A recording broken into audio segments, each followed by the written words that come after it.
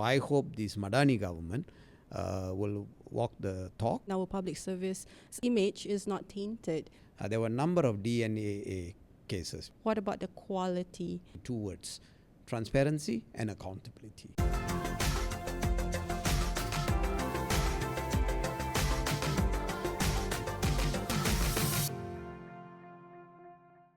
Hello everyone and welcome to another episode of Beyond the Headlines, the go-to place for the top stories that made the headlines and more.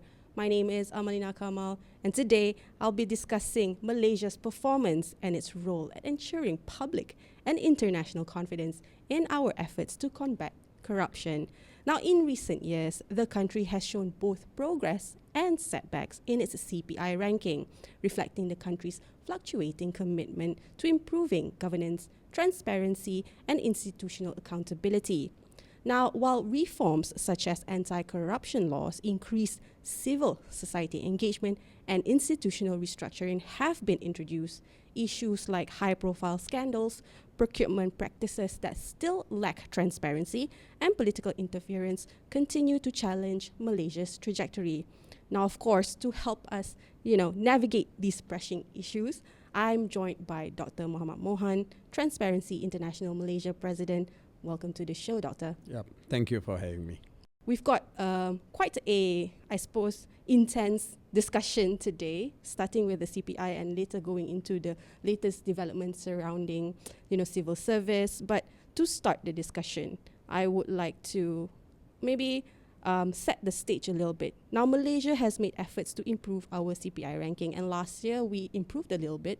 But of course, we understand that the ranking is not necessarily super significant in terms of the movements, right? So what specific areas are needed to push for and draw the attention for sustained progress? Okay, thank you. First of all, for the Corruption Perception Index is a global measure, and Transparency International actually doesn't do the survey themselves, just to have clarity. So what they do is they pick up from different sources, secondary sources. So it could be the World Economic Forum report, IMD report, or Economic Intelligence Unit, and so on. So these surveys are being done over 2 years. And so what Transparency International does is they pick up this data and they rescale and they come up with a score. So now, as you have said, that Malaysia has been fluctuating in terms of its score and its rank. We were as low as 47 points, and then we went up to about 53 in 2019, and then we again start coming down, and last year it went up, and I think last year our score is 50, rank is 57.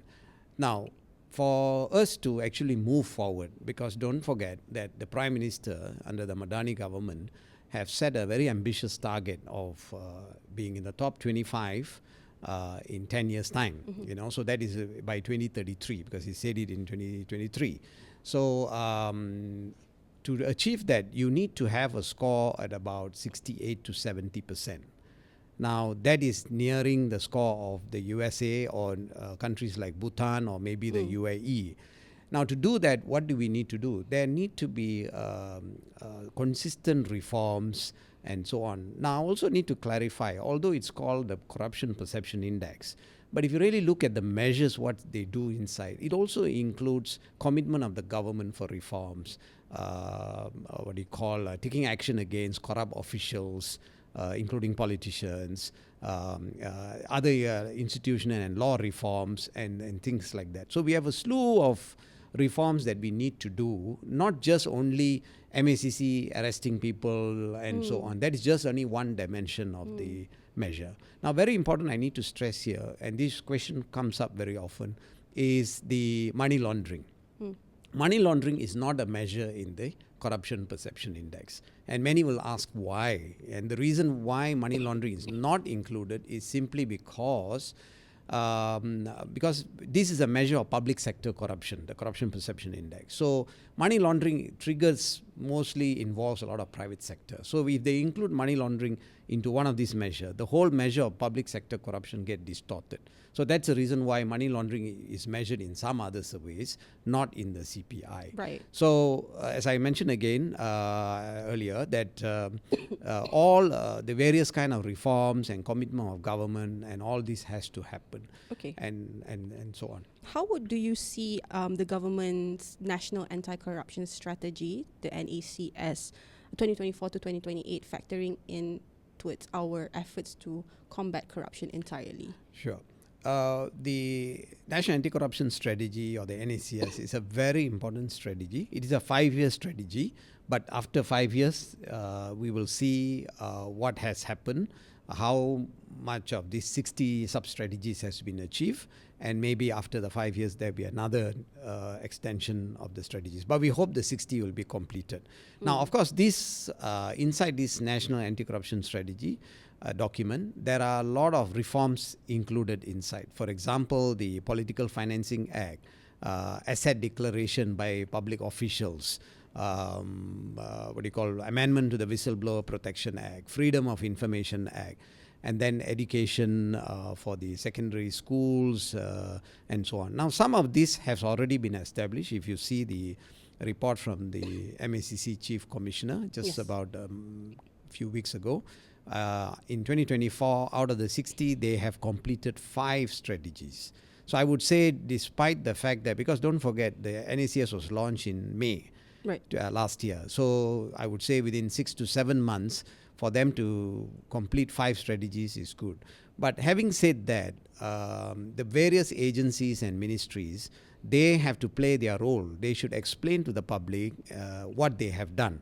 And this is still lacking, I would say, because even though it's reported that 5 strategies have been completed, but if you go to the Ministry of Education's website, you don't see anything there.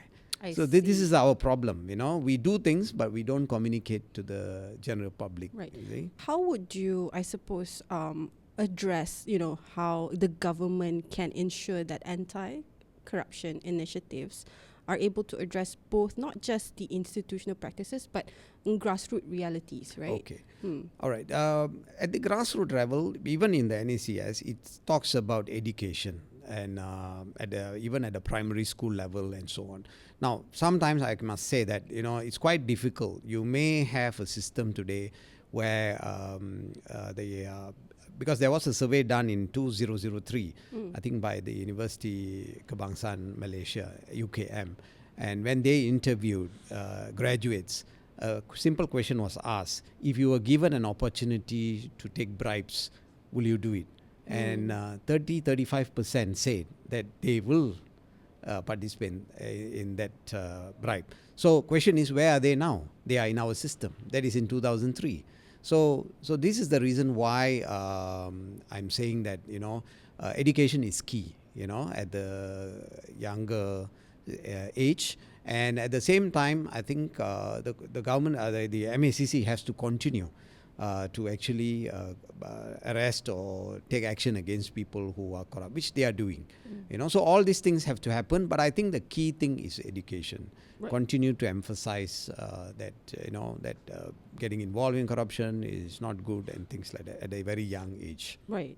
They don't necessarily understand the entirety of the mechanisms at B in terms of combating corruption. It's only whenever they are in the workforce that they realize it. But it's also in terms of the reporting itself. It's interesting that you mentioned about the Whistleblower Protection Act. What sort of, I suppose, key measures are you looking at in terms of reforming that area itself? Okay. All right. Just before that, if I just take one step behind, because grassroots level you mentioned, you see, when we talk about young age, I just mentioned, it's about values I'm talking about. Parents have to play their part, which I would say generally is lacking. In terms of good values. For example, if things doesn't belong to you, do not ever take it. That kind of lessons have been taught when they are very small. Okay, so values are very important to bring. When they are adults, they know what they are supposed to do. Now, coming back to the question on whistleblower amendments that we talked about, we do have a Whistleblower Protection Act. And by the way, compared to many countries, they don't have a very standalone act for whistleblowing. But Malaysia has that act. So that part we are good. But what happened was in 2010 when this act was passed and implemented, if you go deep into this act, there are a lot of gaps inside there. And for example, in one of the sections, I think section 6, if you report a kind of wrongdoing and things like that, and if you violate other laws, then you may not get protection. So this contradicts the spirit of the whistleblowing, because here in Malaysia we have the Official Secrets Act. Yes. And if a government servant were to report wrongdoing in the public sector, That's in violation. and he is in law. violation of the OSA, and then they will go after him on that. So which civil servant will come forward and report?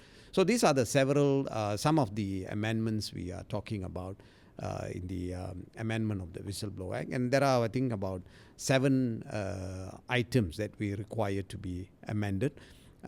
So I hope in this year, in 2025, this could be tabled in Parliament and they can pass it. We waited for 5 years.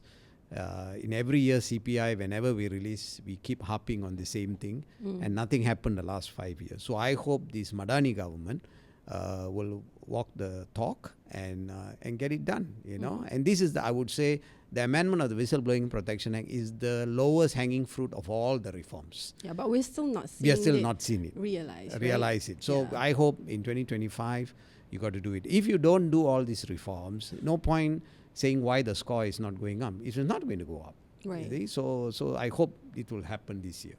Right, Dr. Mohan. I also would like to highlight on, while there has been a lot of efforts to make sure that corruption and corruption practices are reduced. However, we have seen a lot of high-profile corruption cases surface, right? Especially in the past year. Do you think this will, affect the scoring? It's an obvious question, but yes. it's interesting to know. Definitely the high-profile cases are the, what I shall call a quick win if you want to see the high score. And the proof of this is 2019. In 2018, when the government changed, they charged a number of high-profile personnel, politicians, I would say, and that actually created an impact because it gave the perception that the new government that has stepped in are very serious and they have put the fighting corruption as the main agenda, and quite a number of people were charged and so on. But what happened subsequently in 2020 when the government collapsed, then many of these reforms didn't take place. So that actually started our scores going down. But I would say that this is very important that high-profile cases will make a big impact on the CPI. But at the same time, if you have high-profile cases and then halfway, like we saw in last 2024, there were a number of DNAA cases, meaning the discharge not amounting to acquittal. Particularly when the judge High Court has established a prima facie case. And then you have suddenly, the case being given DNAA because of perhaps the prosecution didn't want to proceed and so on. So that will give a perception that there is interference. You see, remember the CPI is all about perception, So that is one of the concern we have, moving forward. While one side, the reforms are being done and collective action is being taken and so on.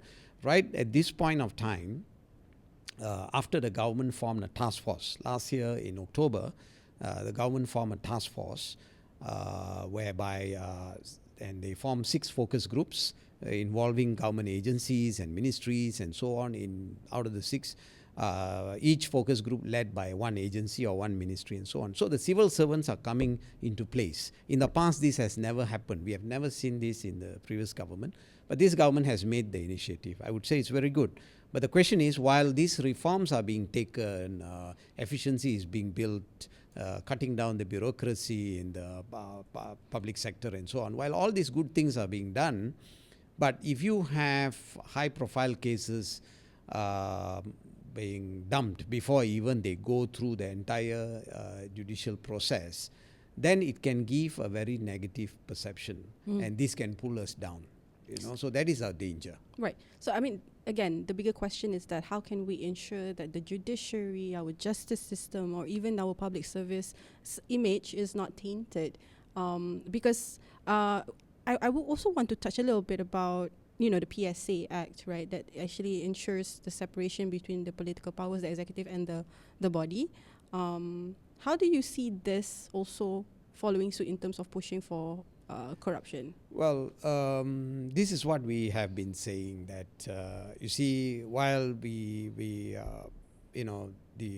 separation of power seems to be there, but you see, when it comes to the appointment of the AG, it comes from by the Yang di-Pertuan Agong, on the advice of the Prime Minister. So we understand, and the Prime Minister says that there is no interference and everybody is in, but public perception, you cannot stop them from having that perception, because somehow the appointment is from recommended by the Prime Minister. So this is where the part of the reforms, the law reforms, has to come. That it should the executive should be away from this, to give a clear indication that there is no any form of interference, and so this is very crucial. And also, I just want to touch on the recent interview, which is in the public domain, by the Chief Justice, and she cited the Indira Gandhi case, and where she said that when a judgment was already given, and she received a phone call from someone VIP. Now that is an indication you have interference. To start with, such a call shouldn't even happen. To call a judge and even to make a comment is wrong.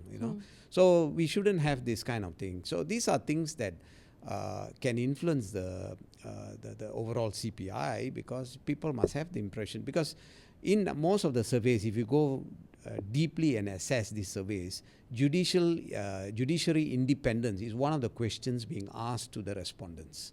So if you have a situation like this, how would you expect the response from those who are actually marking the survey? Naturally he won't give a high score.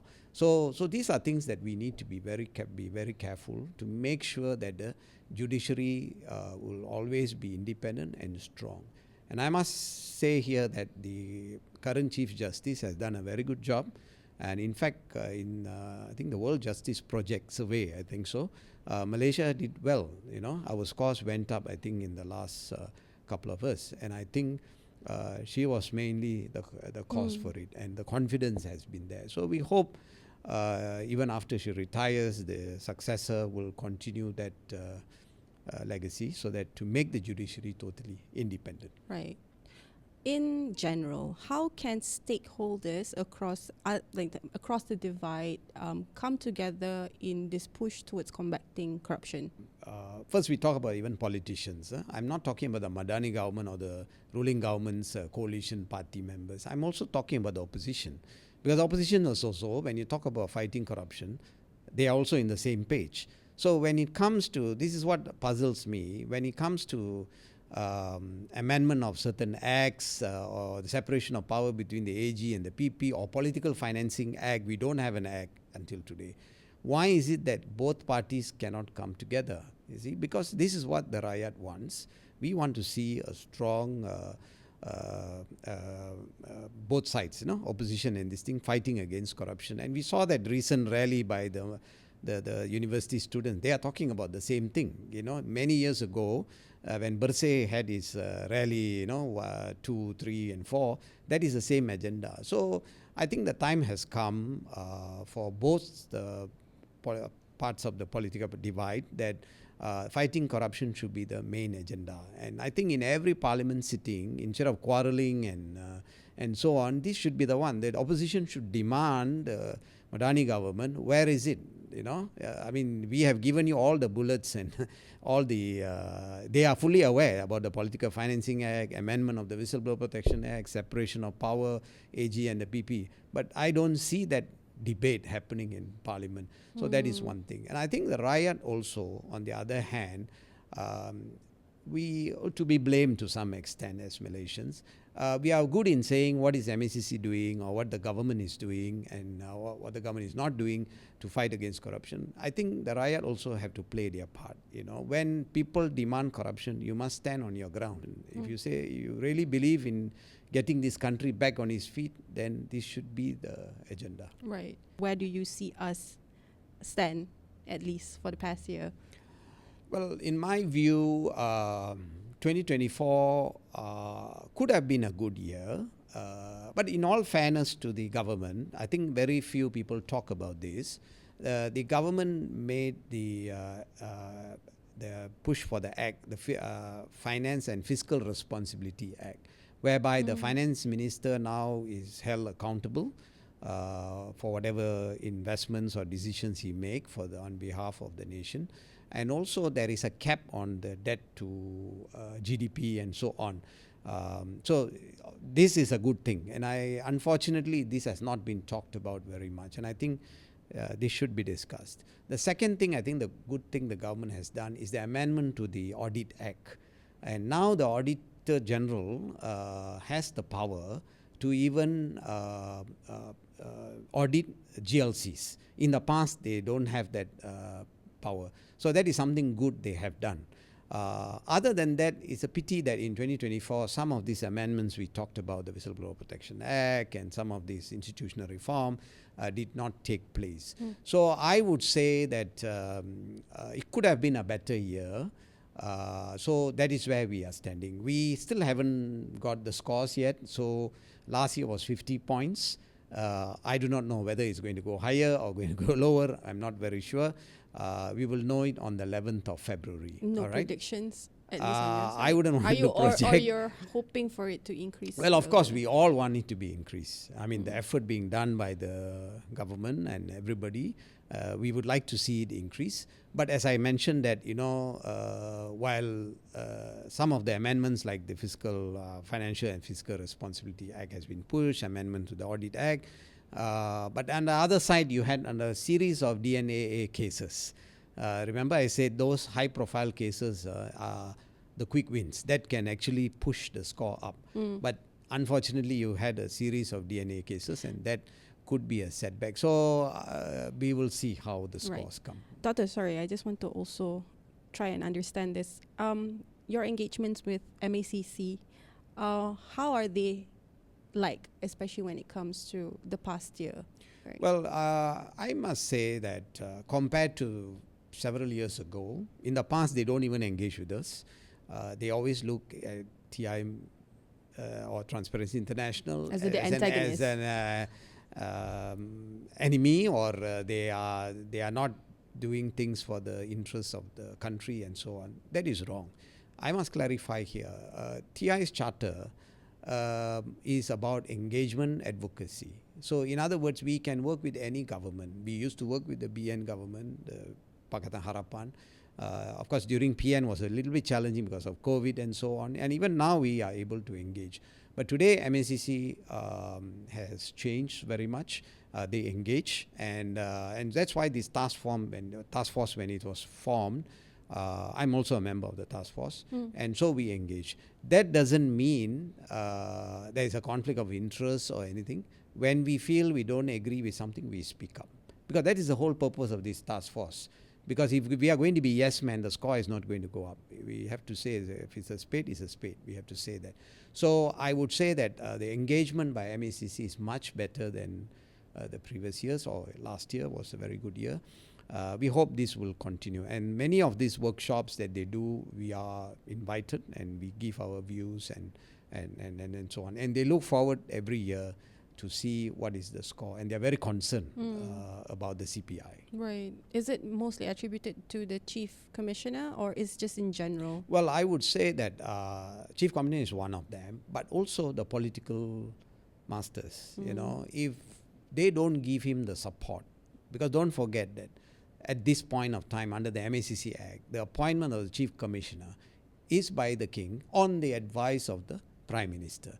So it is the same thing again. So if the Prime Minister gives him the go-ahead, and which we hear every day from the Prime Minister, that I don't interfere. If any case, you go and investigate. So that kind of support must be given. Don't forget, they're all civil servants. Right. And so if I think both has played a part, both the Chief Commissioner and the Prime Minister. Now, we move on to two other crucial topics, beginning with the recent government reforms aimed at improving public service delivery.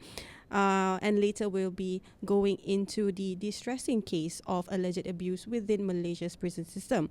To start off first, in this next segment, let's talk about Malaysian government having to introduce two major initiatives aimed at improving public service delivery. A 56 million ringgit allocation designated for civil servant training in several key areas here. AI, cybersecurity, food security.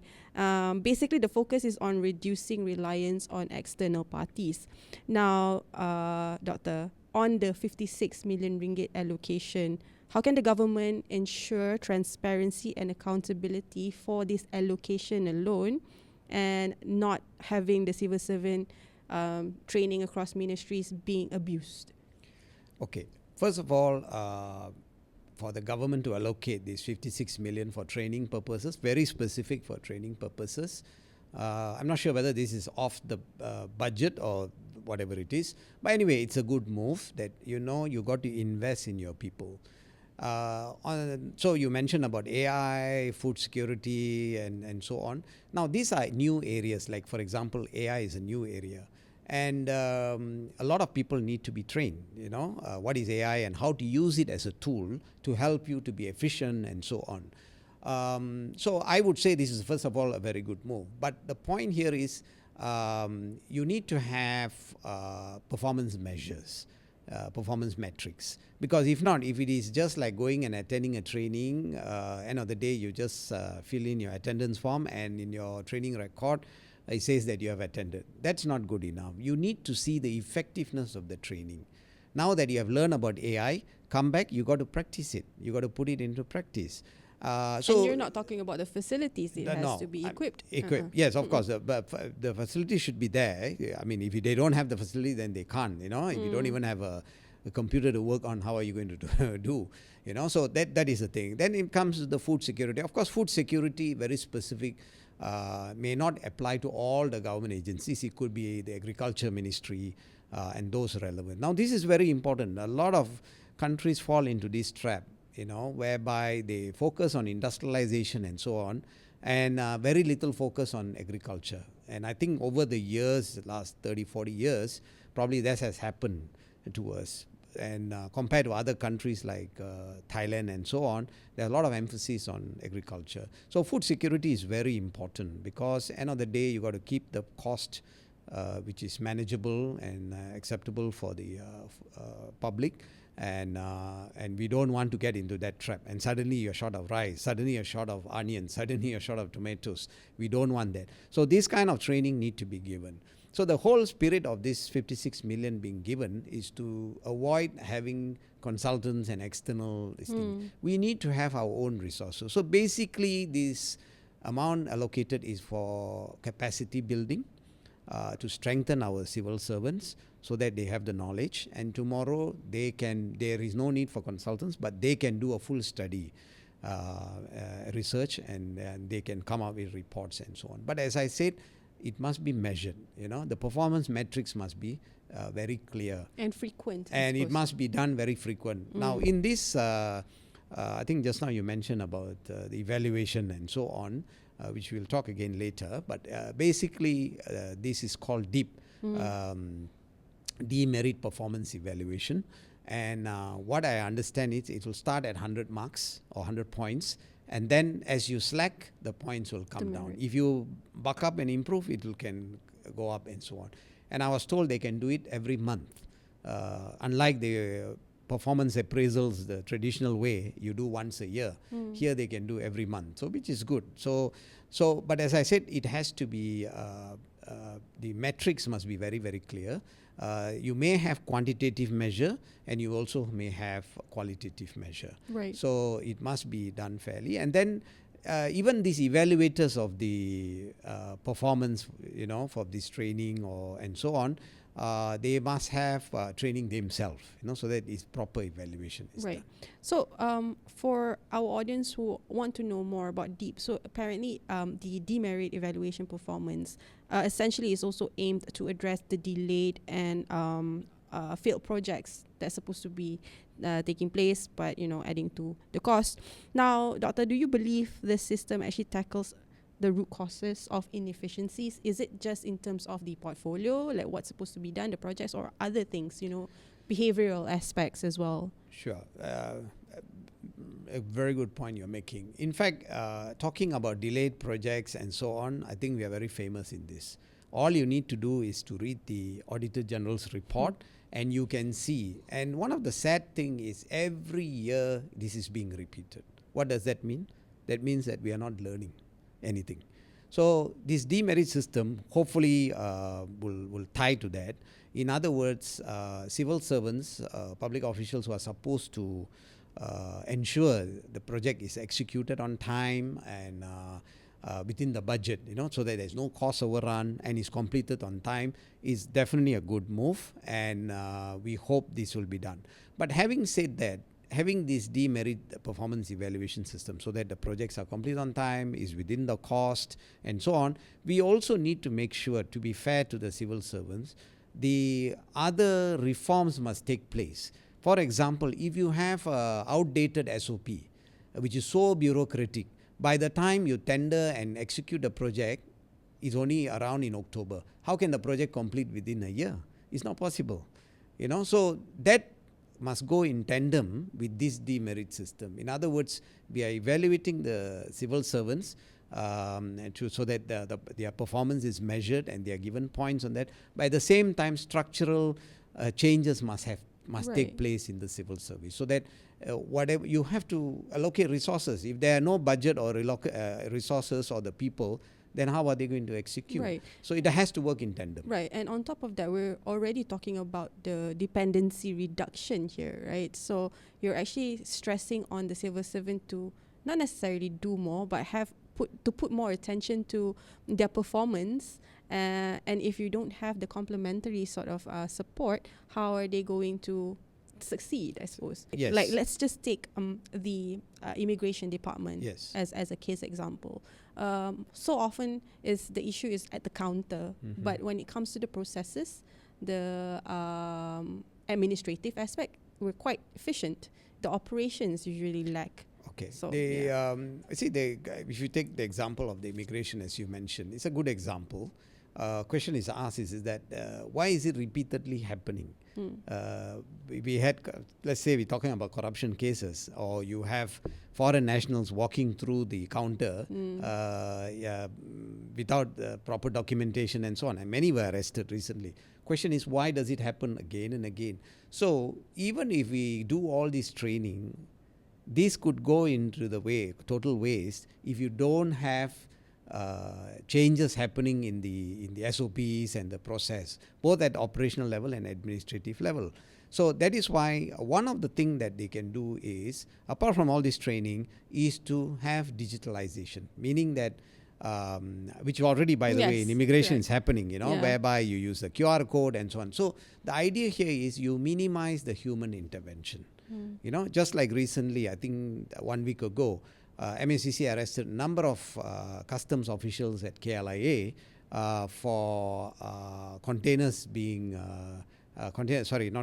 for being packages of vape without paying any taxes. They could escape. Why is it happening like that? That is where the root cause analysis must be done. Find out why this has happened and change the processes immediately. That is why this has to be done very urgently, because if you use the 56 million and start training people to do all this, but if you don't change the processes, when they get into the actual operation, they will be back to square one. The same issues will be happening. So this kind of changes has to happen at the same time, because the deep evaluation system is actually about transparency and accountability.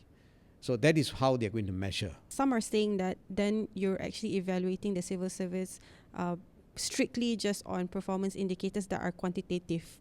What about the quality? Right? How are we reviewing the behavioral aspect of individual officers?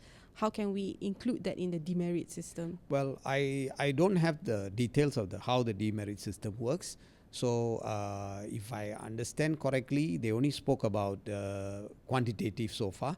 And I fully agree with you. Qualitative element must be there. Typically, in most organizations, when we do evaluation, normally it's about 60-40 or 50-50. In other words, 60% is on measured KPIs, which is very important, by the way, because it's very tangible. You either do or you don't achieve it. If you miss the deadline, I'm sorry, you don't get the points. But we also give, to be fair, because attitude is very important, but it's very subjective. This is where I mentioned that the evaluator has to be trained itself, and we have to have audits from time to time to check that there are no favoritism, no biasness. Sometimes some person, that out of the 40% of the qualitative, they always tend to score full marks. Is he so good behavior-wise? So somebody got to there must be an oversight to check that the evaluator has been fair and consistent across all the departments. Right. If not, then the exercise won't be fair. And also in this exercise evaluation, feedback must be obtained. In other words, employees or the civil servants must have an avenue to report back.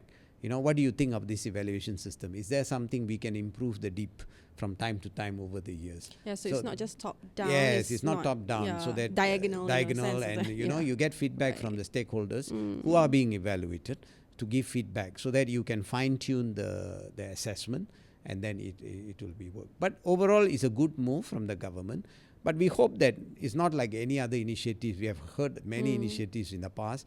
After a year, people even forget what was the initiative all about. So I hope it won't die down. This is the reason why I said earlier there must be transparency. So the JPA for this initiative, who are leading this initiative, they have to report and be transparent. This is our biggest problem in this country. Good initiatives are done, but they don't tell the public, so we do not know what happened. Right. So these are all the good things if you can do and be transparent and hold people accountable. If you are not performing, you have failed, then I'm sorry, it has to be reported. So we have to be transparent about it. If you do all these things, I can assure you that our score slowly will start picking up. Right. We have a couple more minutes, or not a couple more minutes, but 10 minutes for our last topic of interest. Now, Malaysia, the past week, have been gripped by the alleged abuse of over 100 inmates at Taiping prison, which have raised serious concerns about misconduct, accountability, and human rights violation. Now, reports indicate that 50 to 60 prison wardens assaulted prisoners, resulting in multiple injuries and the death of a 63-year-old inmate. Now, of course, in this particular discussion, we want to explore more on the transparency of the ordeal, how investigation should take place, the reports, so that we can manage public, expectations here. Doctor, what steps can we ensure in terms of this case is being conducted transparently without any interference? Well, this reminds me of the Teo Beng Hock's case, a similar case. And until today, the family, seems to be no closure as far as the family is concerned, But I'm glad that the police are reopening the investigation and they're calling back witnesses and so on. So that's good. But I think the key thing in this prison incident, I will start off with two words: transparency and accountability. These are two key things we must start off. So now that it has come up in the open, and I think the key thing is investigation must be done, and we must give space for the police to investigate and so on. And I would think the best way is to have a public inquiry on this, and also probably form a RCI, so that it's openly done, and or if you have public inquiry, maybe they want to do an inquest or something like that. They can do, but it must be transparent, and the family must be updated. We shouldn't leave the family, especially for the the victim. Family should be updated from time to time what is happening and so on. But the key thing is the whole investigation should be done in a transparent manner. and the investigation should be, once the findings are done, it should be made public. Right.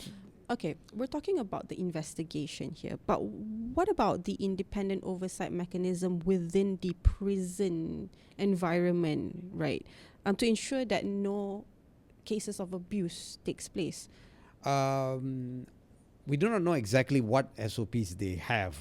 Maybe they might have, and we do not know at this stage. So we may not speculate on that. But I think within the prison department, there must be some form of independent oversight, and they should involve an external party, maybe people like Suhakam, for example. But these are all human rights issues, abuse of, you see, inmates are there for correctional purposes. That means it's a correctional institution.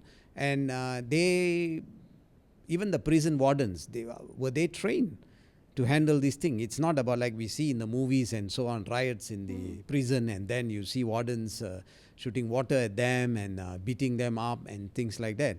And in the prison department's SOP, standard SOP, how do you handle these things? Do you give space for inmates to voice out their grievances? Do they have a space for that? So we do not know all this at this point. So we hope this investigation will come out of and make several recommendations and so on. And so there must be some kind of independent oversight. In case a case like this happen, there must be an independent oversight, somebody to investigate and so on.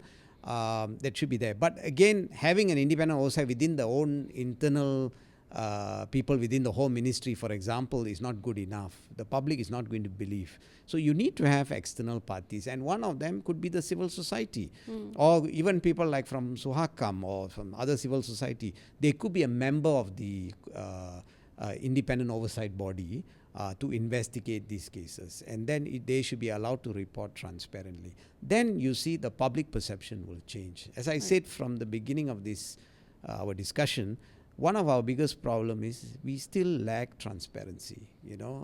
We always try to hide in the OSA and try to hide national security and so on, and we don't disclose it. So when you do that in this way, obviously public perception becomes very negative. Right. So we hope these things will change.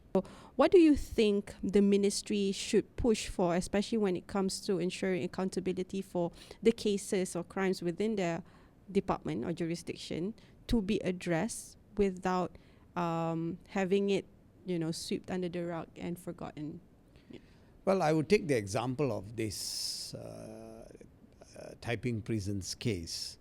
Now, the prison department comes under the Home Ministry, okay? And while the whole case has been given to Bukit Aman to investigate and so on, that's fine. But I think the Home Ministry, specifically the Home Minister, there's nothing to worry about this, because what happened, as I said, the incident has happened, we have to address it. What is there to hide about it? If it is someone has misbehaved or violated the standard operating procedure, then he must be held accountable. Let the legal process go through. This is of course after the investigation. And once the investigation is done, if it is an officer or, as you mentioned, number of people you mentioned who assaulted the inmates or whatever, then they must be held accountable, through the legal process and to be charged. And even if they have to be put in prison, let it be. Okay, that's one thing that you must not cover up, the Home Ministry.